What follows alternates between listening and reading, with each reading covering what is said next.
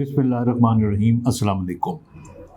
आज मैं एक बड़े इम्पॉर्टेंट टॉपिक पे आपको आगाही दूंगा।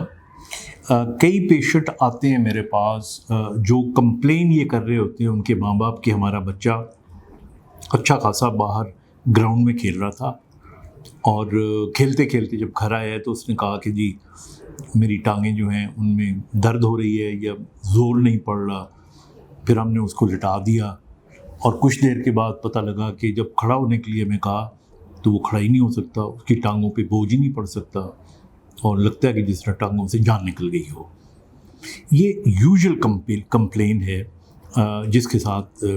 माँ बाप बच्चों को लेकर आते हैं। ये किसी उम्र में भी कंप्लेन हो सकती है, यानी बैठे बिठाए कुछ हुए बग़ैर आपको लगे कि ख़ास तौर पे बच्चों में या बड़ों में भी कि टांगें काम करना छोड़ गई हैं और आपसे खड़ा नहीं हुआ जा रहा। अच्छा, इसके साथ जो अगली इम्पॉर्टेंट चीज़ लिंक्ड है वो ये है कि ये फिर जो कमज़ोरी है आपके पाँव से टांगें और टांगों से ऊपर होते होते अगर ये और ऊपर आती जाए यानी पेट तक आ जाए और उसके बाद बाजुओं की ताकत भी कम होनी शुरू हो जाए, क्योंकि इस बीमारी में फिर बाजुओं की ताकत भी कम होना शुरू हो जाती है।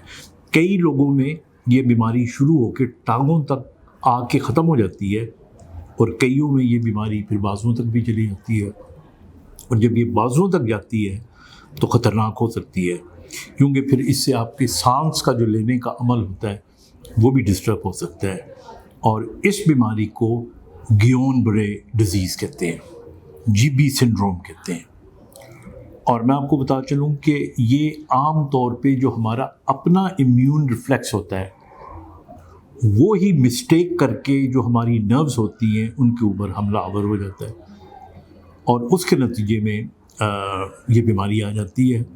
और बड़ी उम्र के वो लोग जिनके इम्यून सिस्टम बहुत वीक होते हैं उनके अंदर भी इसके इम्कान होता है, लेकिन बुनियादी तौर पे इसके अंदर असेंडिंग पैरालिसिस होता है, यानी आपकी जो कमज़ोरी है वो टांगों से शुरू होकर ऊपर आती जाएगी और अगर बीच में रुकना होगा तो ये सेल्फ लिमिटिंग है, खुद ही रुक जाती है। अब मैंने प्रैक्टिस में देखा है कि इस किस्म के केसेस जब होते हैं तो माँ बाप आम तौर पे जब उन्हें लगता है कि जी बच्चे की टांगों में कमज़ोरी आ रही है तो वो इसे समझते हैं कि ये वैसे ही कमज़ोरी है और मालिश मुलिश करेंगे उसकी, खाने पीने को देंगे उसको और फिर एक दो दिन ज़ाया कर देते हैं।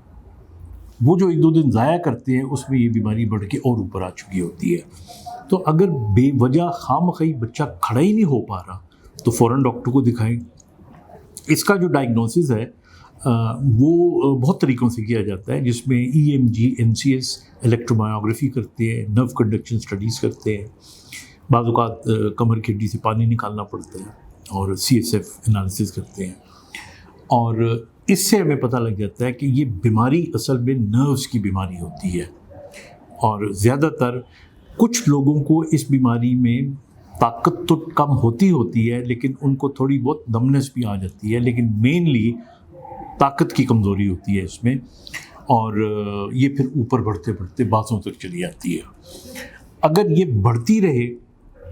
तो फिर इसका जो ट्रीटमेंट है वो फिर हॉस्पिटल में आपका जो प्रॉपर न्यूरोफिजिशियन होता है वो करता है और उसमें जो है प्लाज्माफोरेसिस भी करते हैं। इसके अंदर फिर इम्यूनोग्लोबुलिन्स होती हैं। तो बहुत से तरीके हैं जिनको वाज़ेह तौर पे हम अपने इन प्रोग्रामों में नहीं बताते, लेकिन असल मसला इनका ये है कि तकरीबन मोर देन 90% जो लोग होते हैं वो ठीक हो जाते हैं, बिल्कुल ठीक हो जाते हैं। उनमें से कुछ रह जाती हैं जिनके अंदर पार्शियल रिकवरी होती है और जो पार्शियल रिकवरी होती है उनके लिए फिर बहुत ज़रूरी है कि ये अपनी प्रॉपर रिहेबिलिटेशन करें, जिसके अंदर आपको जो डॉक्टर है वो रेफ़र करता है फिजियोथेरेपिस्ट के पास भी, अगर हाथ इन्वॉल्व है तो ऑक्यूपेशनल थेरेपिस्ट के पास भी,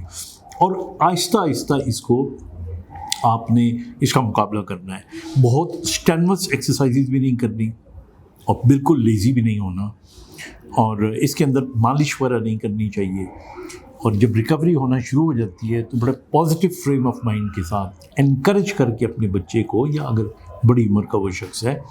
उसे आहिस्ता आहिस्ता ज़िंदगी में लेके आना है, क्योंकि बहुत लोग اس میں جو بڑی عمر کے خاص طور پہ ڈپریشن کے شکار بھی ہو جاتے ہیں. تو اس لیے یاد رکھیے گا کہ جو جی بی سنڈروم ہے، گیون بھرے سنڈروم، یہ بیسکلی جو ہے ہمارا جو امیون سسٹم ہے اس کی وجہ سے ہوتا ہے. تو اس لیے جو بچے اور بڑے نارملی صحت مند ہوتے ہیں، جن میں پانی کی کمی نہیں ہونی چاہیے، نیند پراپر ہونی چاہیے، ان کی صحت اچھی ہونی چاہیے، تو وہ اس کا مقابلہ زیادہ بہتر طریقے سے کر سکتے ہیں. Thank you.